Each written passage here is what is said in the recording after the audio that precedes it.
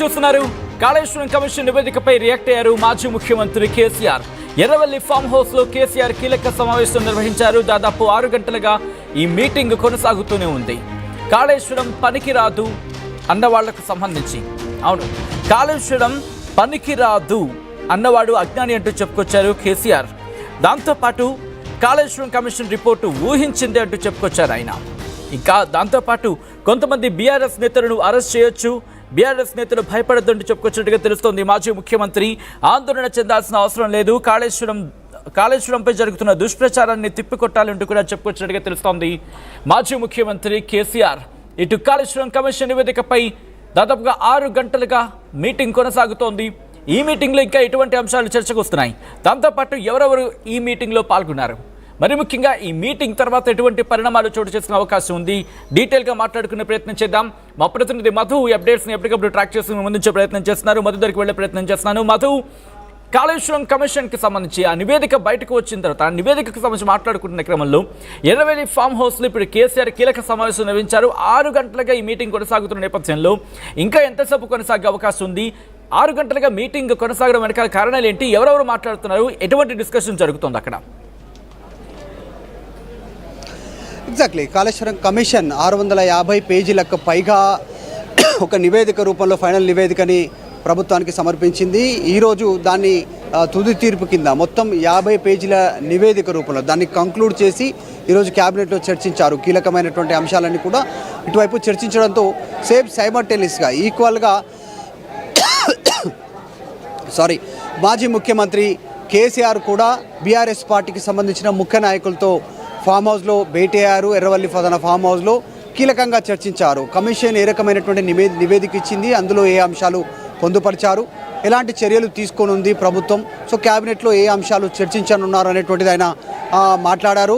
నాయకులతో మాట్లాడుతున్న సందర్భంలోనే కొన్ని కీలకమైనటువంటి స్టేట్మెంట్ చేశారు. దాంట్లో 6 గంటలకు పైగా బీఆర్ఎస్ పార్టీ నాయకుల ముఖ్య నేతలతో మాట్లాడినటువంటి కేసీఆర్ దాంట్లో కాళేశ్వరం కమిషన్ నివేదిక బయటికి వచ్చిన సందర్భంలో ఆయన ఇది కాళేశ్వరం కమిషన్ సంబంధించిన నివేదిక కాదు, కాంగ్రెస్ కమిషన్ అంటూ ఆయన వ్యాఖ్యలు చేసినట్టుగా తెలుస్తూ ఉంది బీఆర్ఎస్ పార్టీ నాయకులతో.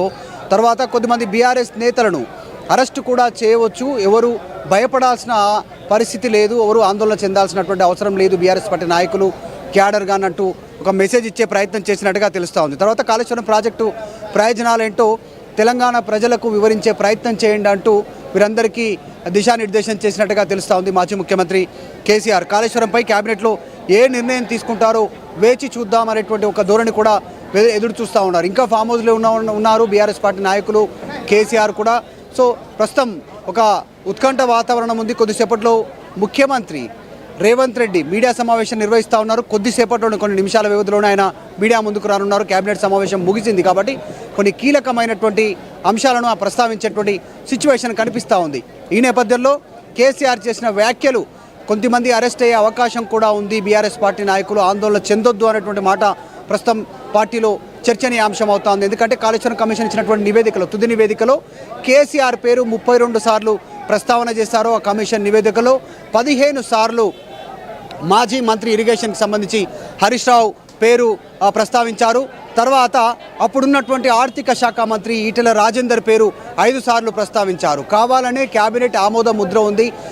కాళేశ్వరంకి సంబంధించినటువంటి అనుమతుల విషయంలో కావచ్చు, అప్పుడున్నటువంటి నివేదికల విషయంలో అనేటువంటి తప్పుడు సమాచారం ఇచ్చారు. ఈటెల రాజేందర్ అనేటువంటి ఆయన పేరు కూడా ప్రస్తావించారు. సో వీరందరి పేర్లు అందరూ ప్రస్తావించారు. వాటితో పాటు అప్పుడున్నటువంటి ఈఎన్సీ అధికారులు, ఇంజనీర్లు, అప్పుడున్నటువంటి వాళ్ళు, ఆ ప్రభుత్వ సలహాదారులు, ఆ ప్రభుత్వంలో కీలకంగా పనిచేసినటువంటి ప్రభుత్వ స్మితా సబర్వాల్ కావచ్చు, ఇలా అందరూ పేర్లు ఉన్నాయి అందులో. సో మళ్ళీ దీనిపైన ప్రభుత్వం సిట్ వేయనుందా, ఏసీబీ విచారణ కోరనుందా, క్యాబినెట్లో అసలు ఏం చర్చించారు?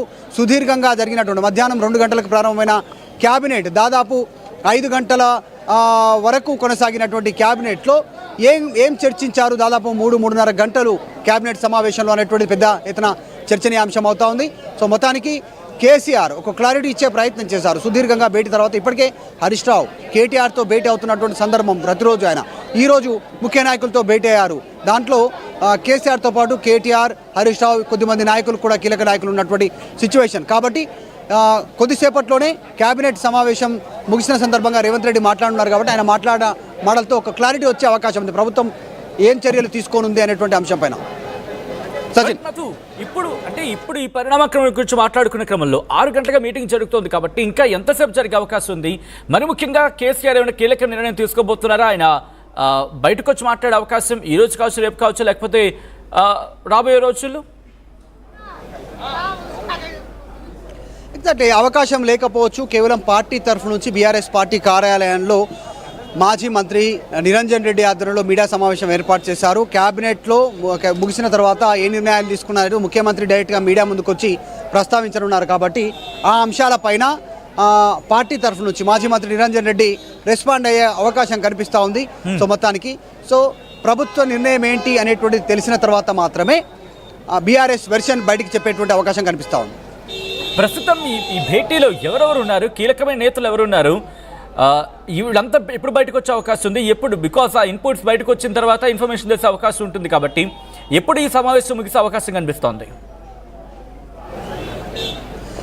అంటే క్యాబినెట్ సమావేశం ముగిసింది.